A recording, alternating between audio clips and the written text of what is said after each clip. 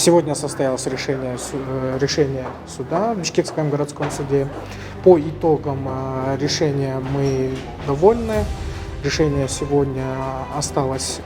районного суда осталось в силе, которое было вынесено законно, обоснованно и согласно вынесено справедливо по материалам дела.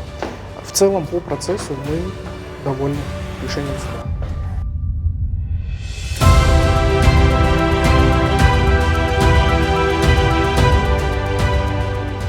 Бүгүн Бишкек шаардык жарандык коллегия тарабынан жарандык иш каралды.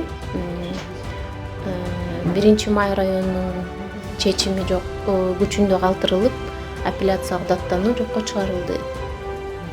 Бул чечим мыйзамдуу, ар тараптуу каралды деп эсептейм.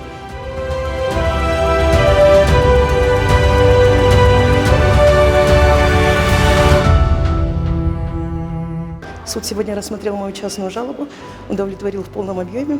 Спасибо, считаем, что решение было законным. Все, до свидания.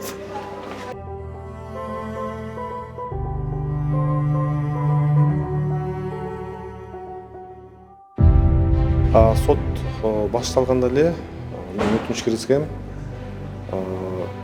Башка материалдар, кошулбаган материалдарды чогуу каралыш үчүн, башка даттануу каралыш үчүн бул иш кайра 1-инстанцияга жиберилүүгө жатат деп. Сот бул өтүнүшүмдү угуп, кеңешип, канааттандырып, мыйзамдуу чечим кабыл алды.